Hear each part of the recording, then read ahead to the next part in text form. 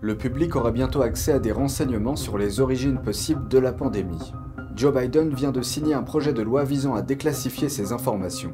Au centre du débat, l'Institut de virologie de Wuhan. Le virus s'est-il échappé du laboratoire? A-t-il été fabriqué par l'homme ou est-il passé par des hôtes animaux? Que pensez-vous que les services de renseignement montreront? Faites-nous part de vos compréhensions ci-dessous et abonnez-vous si vous ne l'avez pas encore fait. Bienvenue dans Regard sur la Chine. La question de l'origine du Covid-19 revient dans l'actualité. Joe Biden a signé lundi un projet de loi visant à déclassifier des informations sur le Covid-19. Il déclare qu'il est essentiel de découvrir les origines de la pandémie pour éviter qu'elle ne se reproduise. La question qui se pose aujourd'hui est la suivante. La pandémie est-elle le résultat d'un accident dans l'Institut de virologie de Wuhan, en Chine, ou est-elle passée des animaux aux humains sur un marché de Wuhan? La question reste très controversée, même au sein des services de renseignement américains.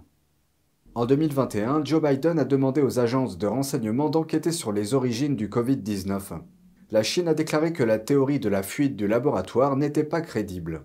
Le ministère des Affaires étrangères de Pékin a réagi au projet de loi, appelant les États-Unis à, je cite, « cesser immédiatement toute manipulation politique ». Que signifie cette décision de déclassifier les données liées au Covid-19? James Gorey, auteur de China Crisis et contributeur pour The Epoch Times, nous a fait part de son analyse. On l'écoute. James Gorey, merci beaucoup de vous joindre à nous. C'est un plaisir de vous revoir. Merci Tiffany, content d'être ici. Le président Biden vient de signer la déclassification des renseignements sur les origines de la pandémie avec le consentement unanime de la Chambre des représentants et du Sénat. Qu'est-ce que cela peut nous apprendre?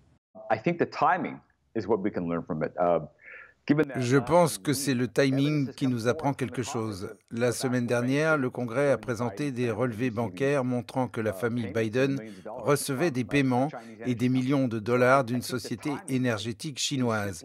Je pense que du point de vue de l'administration Biden, le but est de faire diversion. En d'autres termes, parlons de la maladie, de l'origine du virus et déclassifions ces documents plutôt que de parler des preuves que le Congrès a apportées au sujet des relevés bancaires montrant qu'ils ont reçu de l'argent des Chinois. En parlant de la Chine, il semble qu'il y ait plusieurs angles de vue, car il y a aussi les instituts nationaux de la santé et l'argent que nous avons versé à l'Institut de virologie de Wuhan, qui est au centre de cette controverse. Mais au regard de tous ces aspects, qu'en est-il du fait de demander des comptes au Parti communiste chinois? Que pensez-vous qu'il puisse se passer dans ce domaine?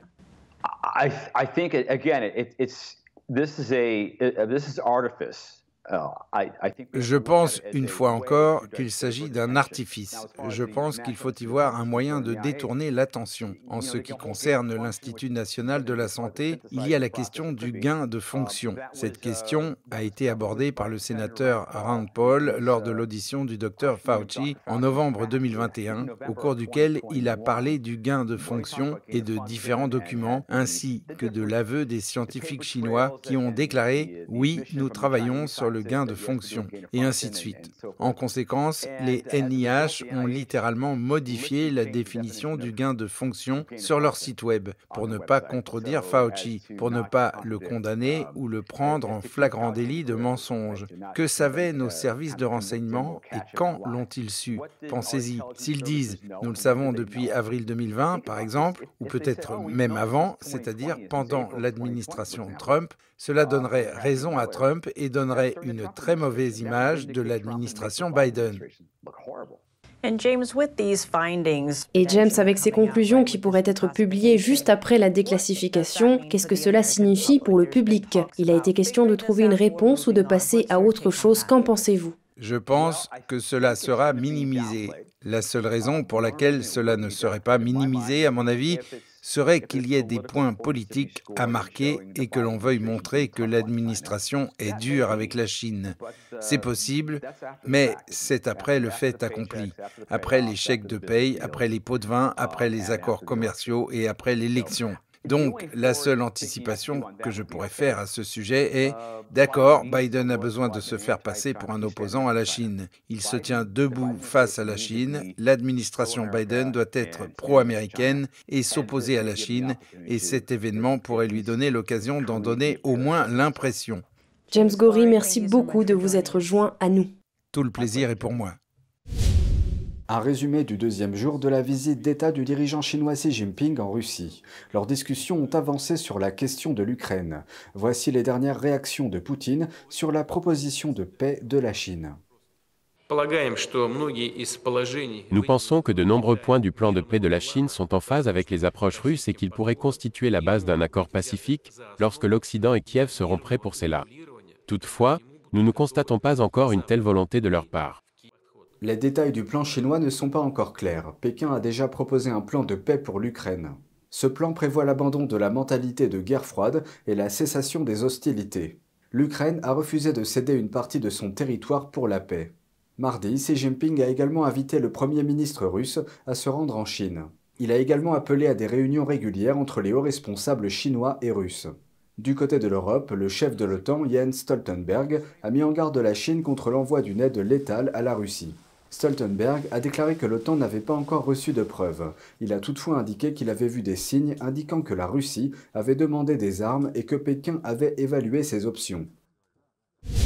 Le Japon intensifie ses efforts pour contrer Pékin en nouant des liens avec les puissances de la région Indo-Pacifique. Voici la suite.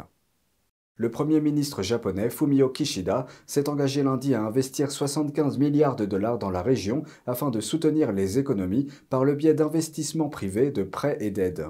Le Japon et l'Inde cherchent également à renforcer leur coopération dans les domaines de l'énergie et du tourisme. Le Japon promet un prêt de plus de 2 milliards de dollars pour un projet de train à grande vitesse en Inde. Il est considéré comme un projet phare. Le renforcement de ce partenariat est important pour nos pays, mais il favorise également la paix, la prospérité et la stabilité dans la région Indo-Pacifique. En ce qui concerne l'Europe, Kishida a rencontré le week-end dernier le chancelier allemand et s'est engagé à renforcer les liens en matière de sécurité économique. L'Allemagne s'est tournée vers le Japon pour réduire sa dépendance vis-à-vis de la Chine en termes de matières premières.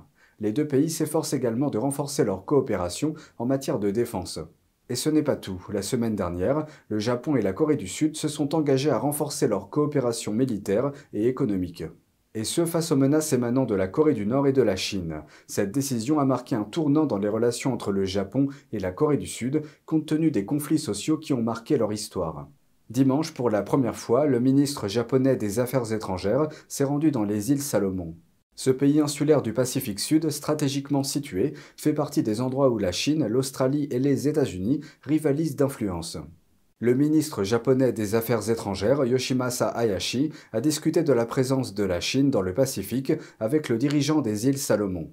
En 2022, la Chine a signé un pacte de sécurité avec ce pays insulaire.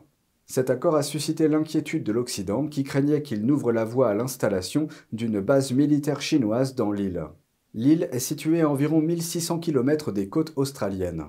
Hayashi a déclaré que le Japon était prêt à contribuer au renforcement de la sécurité maritime. C'est tout pour aujourd'hui, merci d'avoir suivi Regard sur la Chine. On se retrouve demain pour une nouvelle émission. Prenez soin de vous et à bientôt.